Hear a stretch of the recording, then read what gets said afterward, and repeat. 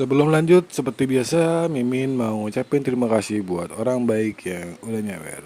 Kali ini dari Tawes Leontin. Pesan semangat uploadnya, semoga bisa finish novelnya. Buat orang baik yang udah nyawer, Mimin mau ngucapin terima kasih banyak. Semoga semakin bertambah rezekinya, panjang umur, dan sehat selalu. Kita lanjutkan ke intronya. Ichikiwir. Kembali lagi bersama channel kita semua. Jika Anda suka, jangan lupa komen, like dan subscribe, share juga bila Anda berkenan. Selamat membaca dan mendengarkan. Perintah Kaisar Naga, Bab 3789371. Rekan Taois, saya datang ke sini untuk menyampaikan permintaan maaf saya kepada Anda, dan juga untuk bekerja sama dengan Anda. Sepertinya Anda memasuki kutub terlebih dahulu dan lebih mengenal tempat ini daripada kami. Pemimpin Sekte Luo berkata kepada Dev dengan sangat sopan. Bekerja sama denganku. Dev tercengang, dia tidak menyangka Master Sekte Luo akan membuat permintaan seperti itu. Dev memandang orang lain di belakang Master Sekte Luo, terutama Didir, dan tidak menjawab. Dev memiliki dendam terhadap diri mereka, bagaimana Dev bisa bekerja sama. Didir dan yang lainnya sedikit terkejut saat mendengar bahwa Master Sekte Luo ingin bekerja sama dengan Dev.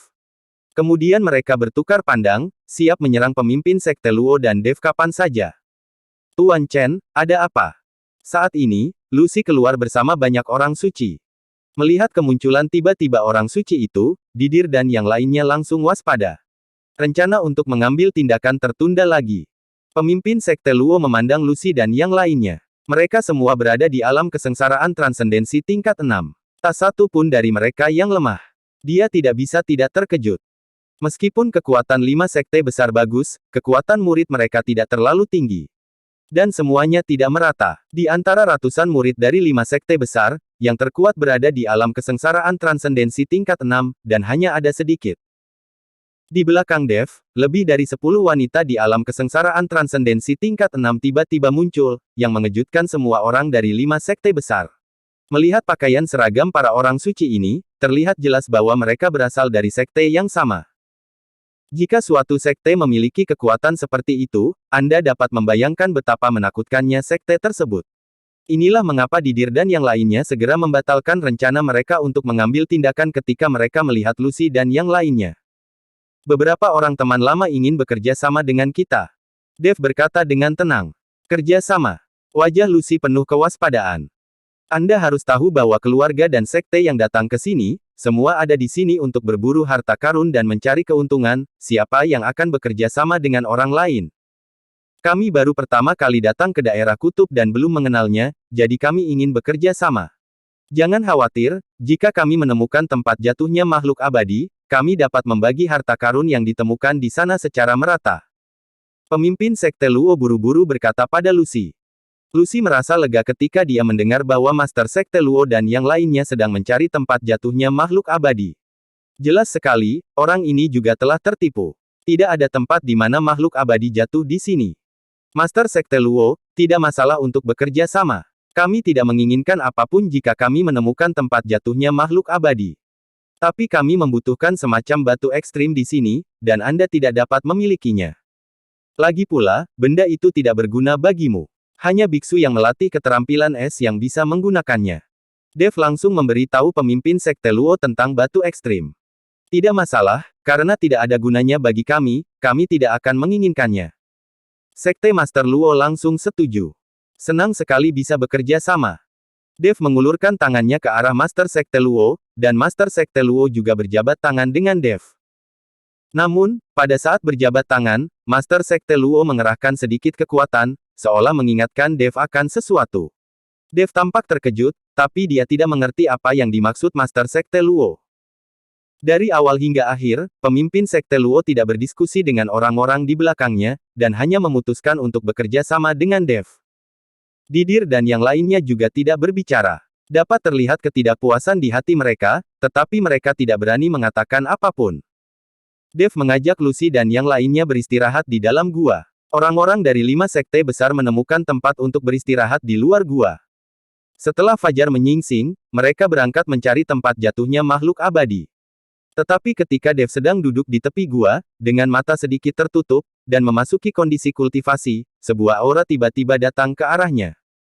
Dev langsung membuka matanya, dan pada saat yang sama aura di tubuhnya meledak, siap beraksi kapan saja. Bagaimanapun, Didir dan yang lainnya selalu ingin menangkapnya dan menyerahkannya ke aliansi penyegelan iblis untuk menerima hadiah, jadi Dev harus waspada terhadapnya. Ini aku.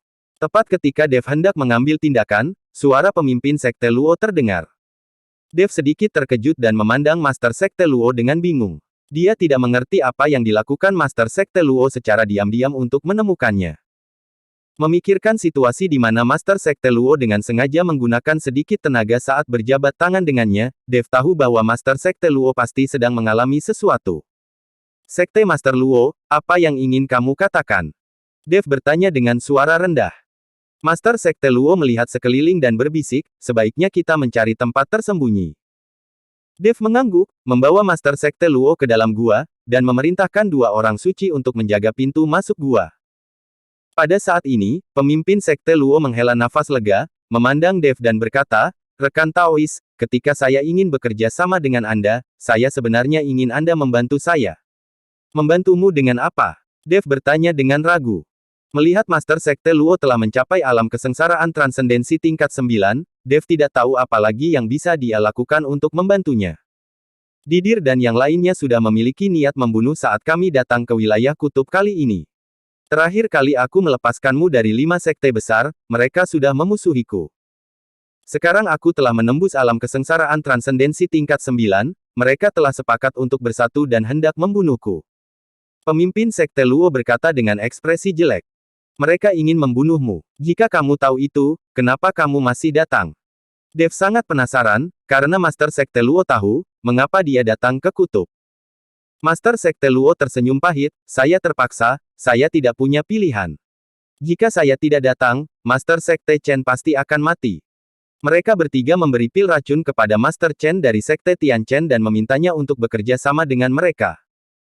Jika saya tidak datang dan berpura-pura tidak tahu apa-apa, mereka pasti akan membunuh Master Sekte Chen.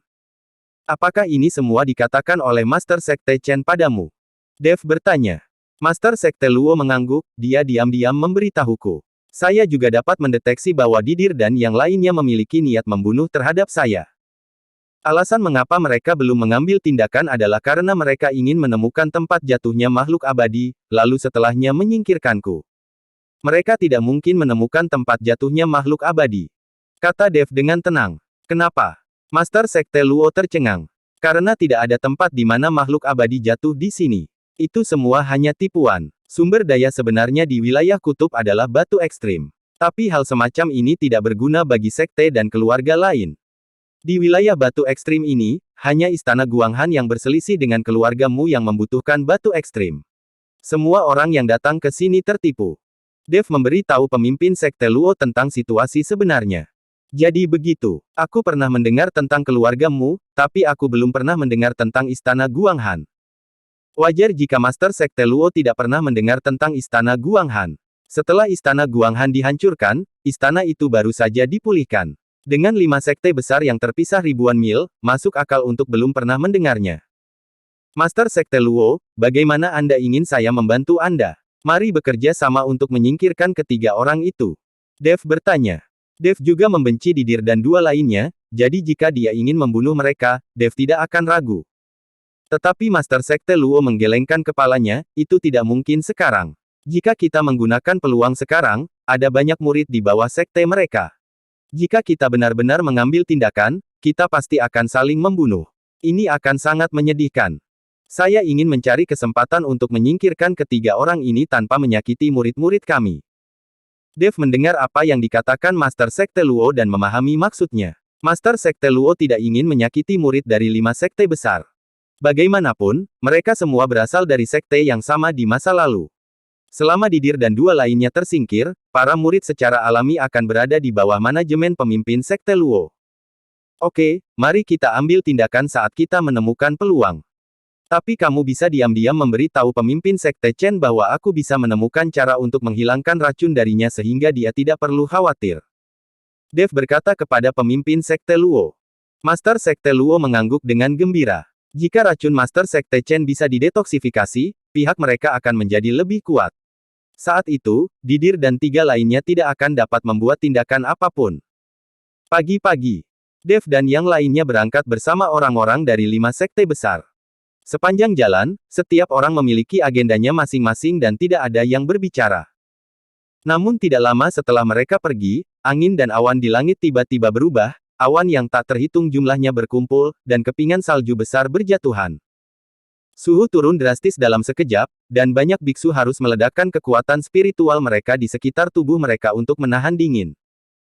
Namun, Lucy dan yang lainnya tidak berpengaruh sama sekali, lagi pula mereka mempraktikkan teknik berbasis es dan hidup di lingkungan ini tahun demi tahun.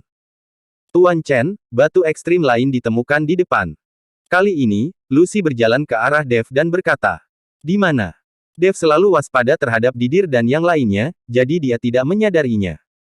Lucy menunjuk ke dinding batu tidak jauh dari sana dan berkata, "Semuanya ada di dinding batu, sepertinya ada ratusan." Dev melihat sekeliling dan menemukan ratusan batu ekstrim bertatahkan di dinding batu di satu sisi. Dulu batu ekstrim ditemukan di dalam tanah, namun kali ini sebenarnya ada batu ekstrim di dinding batu yang tertanam di gunung. Hal ini membuat Dev sangat aneh dan tidak bisa menahan diri untuk berhenti.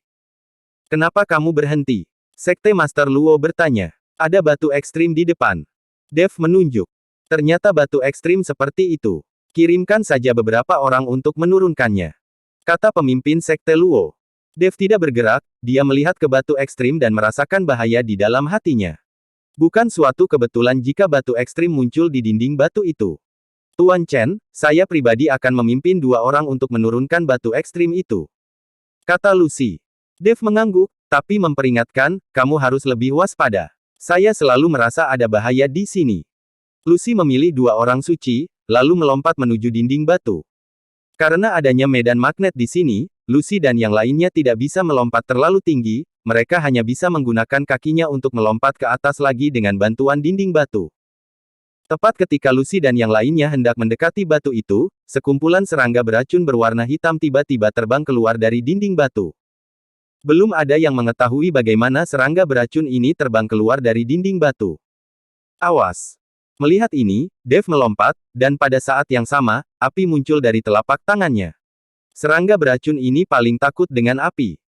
Melihat ini, orang-orang suci lainnya mengeluarkan pedang es mereka satu demi satu, dan sinar pedang terbang dengan cepat, langsung menuju ke serangga hitam beracun. Tubuh Lucy dan kedua orang suci itu jatuh dengan cepat. Ribuan serangga beracun, kumpulan kegelapan, jika dibungkus di dalamnya, bahkan sisa tubuh mereka pun tidak akan tersis. Dev menembakkan serangkaian api pamungkas, membentuk dinding api untuk memblokir serangga beracun. Membiarkan Lucy dan kedua orang suci itu punya waktu untuk melarikan diri. Kemudian ratusan sinar pedang melewati kawanan serangga tersebut. Meski banyak serangga beracun yang terbunuh, bagi ribuan serangga beracun ini, itu hanyalah gerimis. "Biar saya membantu." Ketika pemimpin Sekte Luo melihat ini, dia berteriak dan menuju ke arah kawanan serangga. Namun, Didir dan yang lainnya tidak bergerak sama sekali. Pemimpin Sekte Luo mengabaikan mereka dan langsung menemui Dev. Ini mungkin sebuah kesempatan. Pemimpin Sekte Luo membisikkan sesuatu di telinga Dev. Dev langsung memahaminya, dan kemudian tubuhnya jatuh dengan cepat. Serangga beracun itu mengerumuni Dev. Tiba-tiba, dinding batu itu runtuh, dan monster beruang es yang tampak tertidur melompat keluar dari dinding batu. Baru kemudian Dev mengerti mengapa batu-batuan ekstrim ini ada di dinding batu, ternyata itu adalah monster beruang es. Dan serangga beracun ini seharusnya menjaga batu ekstrim di luar saat monster beruang es sedang berlatih. Monster beruang es ini berukuran besar, memiliki aura yang kuat, dan memiliki tingkat budidaya di puncak alam kesengsaraan transendensi. Semua orang kaget saat melihat monster beruang es ini. Dev memikat serangga beracun dan monster beruang es menuju 5 sekte besar. Karena Didir dan yang lainnya tidak mengambil tindakan, maka dia akan memaksa orang-orang ini mengikuti serangga beracun dan monster beruang es untuk mengambil tindakan. Hanya ketika kekacauan terjadi barulah mereka memiliki kesempatan untuk membunuh Didir dan yang lainnya secara diam-diam. Bersambung.